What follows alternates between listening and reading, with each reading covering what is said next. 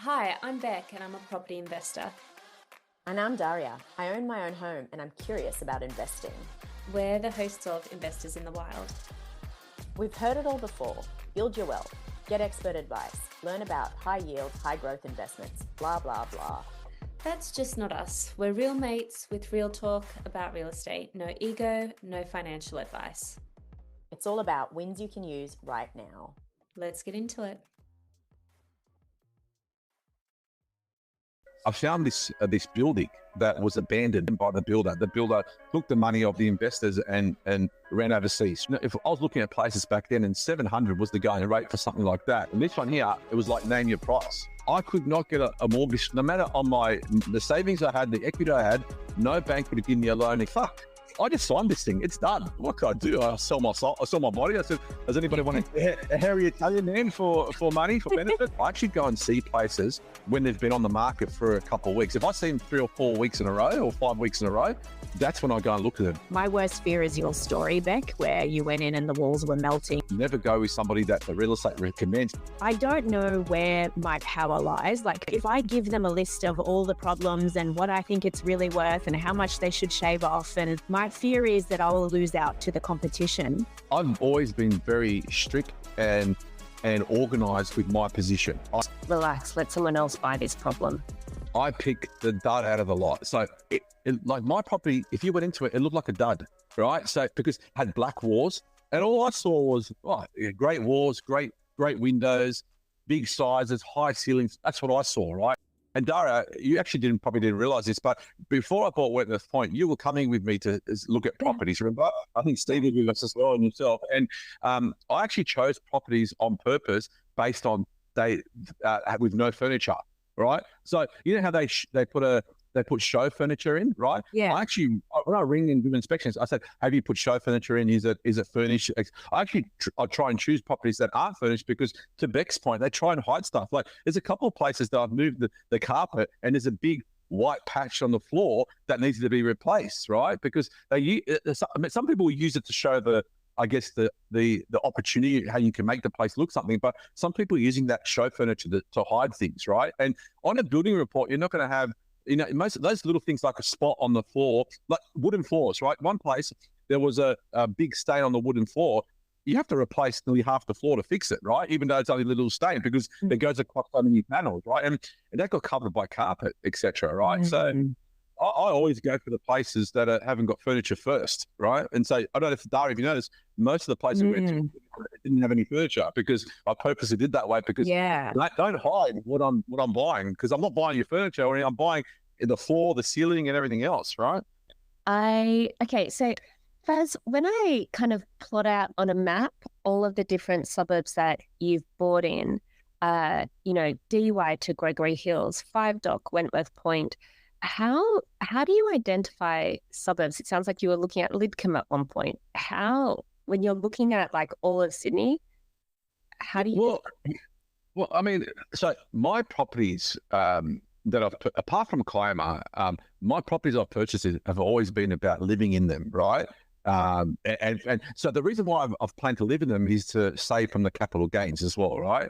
And so it was saving on capital gains, all those different things. And so they were really relevant purposes. But I base my purchases based on my life at the time and what means something to me. And if I look at 5 Dock, right? But during 5 Dock, I ended up getting a position through Microsoft in Singapore, and I rented out 5 Dock and went to Singapore. And and towards the end of my Singapore journey, I was looking for I was thinking I want to reinvest again. So I still own 5 Dock, and I thought, I'm not going to go back to 5 Dock. I've leveraged the tax opportunities in Singapore, and I've got some equity and all these different things. And I said, let's go buy something instead. And then my brother was getting his kids to call me every day. Oh, you don't love us anymore. Daddy said that you don't love us anymore, Uncle Mark, and you don't want to come home, and all these different things. And so I said, I felt bad for my mum and my parents, because we were very close. And so I said, okay, I'm going to buy something out west, Gregory Hills, because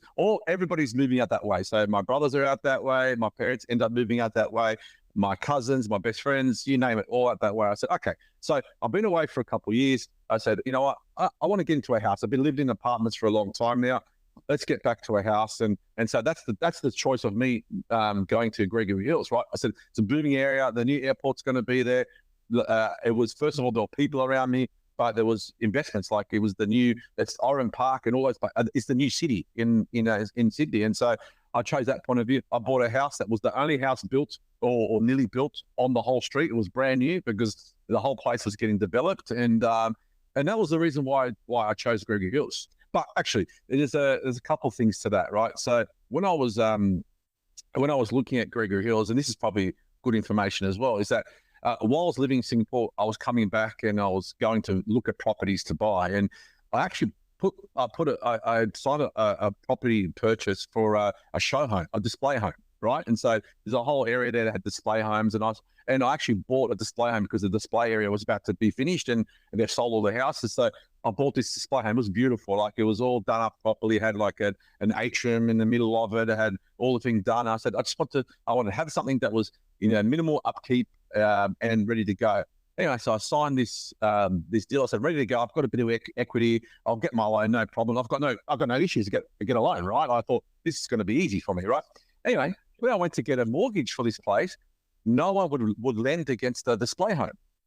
No, ANZ, you name it. No one would lend against display home for whatever reason. And so I could not get a mortgage, no matter on the savings I had, the equity I had, no bank would have given me a loan against display home.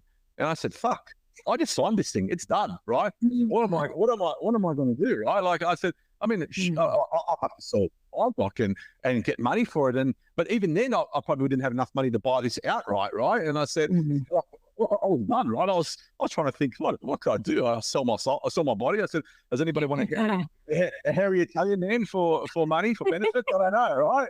And so anyway, so I spoke to the good thing is I bought it off the builder, right? So and the builder goes, I've got a list of people that want to buy it, so no problem, right? And he said it was okay about it, right? And I said, listen, I didn't think that, and the builder said, what? I can't believe you've got any problems because people are buying show homes all the time, right? And I reckon it had something to do with because I was an official Singapore resident at the time and not an Australian resident, right? So I think that was probably the thing, but they never mentioned that. Anyway, so I got out of that and I chose this Gregory Hills home, right? But that was a scary moment, to be honest with you. Yeah, I bet. Yeah, I bet just that moment of like, I've signed a contract. Yeah, absolutely. Yeah. I actually do. Yeah, because it's unbusted when you do things like that, right? Like, totally. Yeah. And gosh, good thing you didn't end up needing to sell your body because I just don't know how that would have gone. Combine it with the rainbow lights and definitely you'll have a sale. You said you got this at a good price and it feels like this is somewhat of a recurring theme. You were able to get $5 at a good price because of the risks there. You then got Kayama at a good price because of the different disclaimers. I'm guessing everything else could be Airbnb. So that's, you end up with a really good price and then capital gains. And then this place you said you got at a good price, but it's Wentworth Point, isn't it? Yeah. Which is like, it's a very nice suburb. I don't know many people who feel that they could buy at a good price there. So why, you get there? You know what I picked the dud out of the lot. So it like my property, if you went into it, it looked like a dud, right? So because it had black walls, the person had black walls, had carpet everywhere. They had all the original bathrooms. They had really, really old and disgusting furniture. It just didn't like, it looked like, geez, this is like out of the 1960s, right? And all I saw was great walls, great windows, big sizes, high ceilings. That's what I saw, right? And maybe that's the experience I've had along the place, right? And for 30 grand, the place, I mean, Dave, you've been there, you tell me, but the 30 grand, I replaced the floors, I painted the walls, I put modern fixtures in place. I didn't even replace the bathroom. I cleaned the tiles and changed the fixtures, and it looks like a brand new bathroom, right? Hey, it's Beck. First just mentioned another gold nugget. He picks the dud. He sees potential that others don't. In the next minute, he'll share more gold nuggets from his Wentworth Point purchase. He talks about the property having been on the market for a while before he looked at it. if somebody can't see the potential in something, you've got an opportunity. Yeah. Right, because I tell you that I was in there with a few people, and people were walking in, walking out of this place, right? And so they're looking, oh, look at this, oh, no way. I think if you don't understand what you can achieve, like if you don't understand what you can achieve with something, I saw it as a blank canvas versus a problem, right? And I had it done in 3 weeks. I had floors laid, strata signed off, because in an apartment you got to get the floor signed off properly and the right. I had acoustic tests done. I had lights changed. Painting done. I had floors picked. I had, aircon installed. I had carpet laid down. I had bathroom fixtures changed and pipe and whatever done. Wow. Within a 3-week period. I just had it locked up. I gave people time frames. If you can't do that time frames, you're on your bike, mate. You know what I mean? And so I'm comfortable doing that, which means that I can see the vision. Versus if you're not comfortable, understand that, then I get why you would walk in and walk out. I get it. Right. But to Beck's question, it's like, how have you got such great prices? That's basically who you need to be. I don't know what it was. Maybe I'm lucky or whatever it is, but I actually go and see places when they've been on the market for a couple of weeks. If I see them 3 or 4 weeks in a row or 5 weeks in a row, that's when I go and look at them. I don't look at them at the first week or the second week, because I think if they're 4 or 5 weeks, and this is just my mindset, is that somebody hasn't put an offer in because they don't like it. And the real estate agent is going to get probably a little bit desperate, and the owner's going to think, shit, no one likes this place, and they're probably going to accept better offers. That's my mindset anyway, right? That's genius. Hey, well, KJ said something really similar last week. Last chat we had, I don't know if you remember, Daria, but she said the place she bought down south, the paint job had been done really terribly, and so people were scared of it, but she's not afraid of hard work. And I like buying places that people, the place that I mentioned, purple wall, blue wall, people were scared off that place. They did not even notice the fact that it's a freaking fantastic location. It's got water views, it's got a national park, because they're walking in and going, ugh, this looks really ugly. And I'm that person who runs for the hills as soon as I see that. But my assumption when I see a house that's been on the market for like weeks and weeks is that there's something hugely wrong with it structurally. And so my worst fear is your story, Beck, where you went in and the walls were melting and basically it was like a money laundering venue gone wrong, right? So, but it's like, that's my worst fear. I don't assume it's because of paint and superficial things, but what you're saying is that it could just be that people are so, I guess, like people can be a bit short-sighted when it comes to including myself. I'm that person who would walk in and walk right back on out. And I think that's why strategically you didn't bring me with you, Faz, for the Wentworth. You because you knew I'd bolt. I would say 90% of the investors I speak to buy places that don't look good and make them better. Like it's just a value calculation. Even if you can buy better, you buy worse and add money. That I will never forget. I spoke to a commercial investor, I want to say a couple months ago. And he's like, I will buy, when all of the commercial properties on the market are $2 million, I buy the ugly duckling that's worth $1 million. I spend $500,000 making it look good. And he's like, instantly, I've made $500,000 worth of value because I've spent $1.5 million. Everyone else is paying $2 million for these. I've just made $500,000 in a year.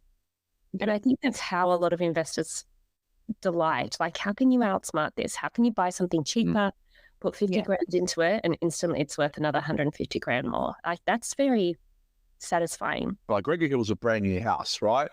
So I bought that. Yeah. It was in an environment that was, but the reason why Gregor Hill I got for a good price, I think anyway, is because there's a lot of demand in that area, right? It was a brand new area that every like I was the only house in the street. There were going to be thousands coming up, right? Like, so there was more demand. First house. I remember that. And the other thing I remember, you were actually well ahead of your time back then, because the space was tiny in the yard, and you actually created this green wall that looked real. It looked like it was fully leaved from top to bottom because you wanted to add green because it was all cement looking. Yeah. And you did that from Bunnings. You purchased this. Talk about that. That was actually quite you actually turned this cement concrete jungle into a beautiful space. The backyard you actually wanted to go and sit out there. I like to call it an oasis, Daria. An oasis. You did an oasis. Bunnings oasis. No, it was just like it was just putting soft furnitures in places that look hard and rough, right? Like, I mean, you know, in Bunnings you can go and get the I don't know what you call it, but you know, like the greenery that grows on walls. What's it called? Like, and you can buy that in plastic form outdoors in Bunnings that you can stretch like a, I don't know what you call it, but you can put it over colour-bond fences, for example, and it looks like it's all greenery. And I had a big window on the side of the house which was next to a colour-bond fence, and I covered it in all this greenery, and it just looked like I had a beautiful bush outside. And I put like little lights in it, and and at night you turn it on, and it looked fantastic, right? And It looks real. It looked like real greenery in your yard, and then you're like, "Oh, I just got that for $200 from Bunnings." It was like, "What?" I remember that was quite a nice moment. I had cameras in my house outdoors, and so when I was selling Gregory Hills and they had the inspections, I could hear people recorded on the camera saying, "Oh, look at this beautiful garden, blah blah blah." That's like $140. Oh, we need to do that. Like, this is great. Like, I heard people saying this is better than any other place we've seen. Like, they're so close together and it looks beautiful. Like, we should buy this. This is great. Like put the right offer in. Like, people going, "Oh, we have to get this." And so for $150, people were going to outbid other people for this place because they thought this was beautiful. I happen to be one of that people that sort of see more than what meets the eye. Is that the right word? That's wonderful. Yeah. You've revolutionized the way I think about this now. I'm going to have to walk in with blindfolds on, and I'll just walk in. I'll just Stevie Wonder style walking through, and then I'll need your two voices going, yep. You can be hammering one of the walls, and you can be flooding the bathroom, and you guys can tell me yay or nay, and I'll just put the money down. Of all of these investment choices, of which there are many, a mix of apartments and houses, what's your best investment and why? I'd say $5 my best investment because the place was a problem, but I calculated the risk, and by calculating the risk, it got me a great return, a great reward. And I think things in life, problems are inevitable, right? Whether it be in our personal lives or in property or everything we do, there's always going to be a problem. It's how you calculate what that problem is worth and what you can get value back from that problem is what you should focus on. So if you see a dud, don't think it's a dud straight away. Do your homework. That's the best thing I've learned, right? And I think Bex alluded to that as well. That's my biggest lesson. Have there been any hard lessons that you would say? It feels like property's been kind of a lot of positivity for you. No, I wouldn't say there's any. I mean, apart from buying the house, the display home, that scared the living shit out of me. Absolutely, 100%. And then, but I mean, if that would probably be that's another lesson learned. Like, fucking chuck everything, get your mortgage sorted before you buy something, right? Baz, is there anything that you wish that someone had told you about investing that you didn't know before you went through the journey? I think I do my homework before I do things. I like to think I'm pretty planned, right? How you should work and how, like interest only loans versus principal and interest and things like that. I think I think if I went to one thing, if I should have done a bit more homework around that, and if I probably should have spoken to somebody before I started investing better about that. That would be something I wish somebody took me through, because I don't think that's natural to understand properly, right? But there's easier ways to understand it. I mean, the world, we have YouTube now, right? Like there's so much stuff you can do, and there's courses you can sign up to learn these stuff. But that's probably one thing I would have said that I would have loved to understand better before I started in property. Am I right in assuming then you're doing interest only for Kiama, and then you're keeping P&I for Wentworth Point? Correct. Exactly. Yeah. Daria, basically, so you want to pay down the place that you live in as quickly as possible, because the interest that you pay on that is typically, it's like dead money. You're getting nothing for that interest rate, whereas the interest that you pay on the investment property, you do get some money back through tax. Our last question was if there's one takeaway that you want people to leave with, what is it? Yeah. My view is people aren't going to do it for you. You got to move forward. And once you do a couple of things, you get confidence and you feel comfortable and you learn and you move and you grow. Simple as that, right? I've really loved this convo. It's been so nice to meet you, Faz, and you too. Talk about this. So thank you for joining us and going well over time as well. I hadn't realised. No, that's all right. When good people have good conversation, it's good time. It's good time. This is good. This has been great. Hey, it's Daria.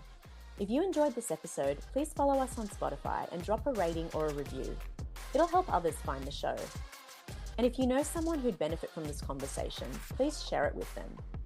We'd also love to hear from you, so DM us on Instagram at InvestorsInTheWild with feedback, questions, or topic ideas. And if you're an investor with insights to share, hit us up on Instagram or email us at investorsinthewild@gmail.com. After all, we're all mates helping each other. Join us at the Couch Convo for untold moments, raw takes, and lessons we learned from this episode.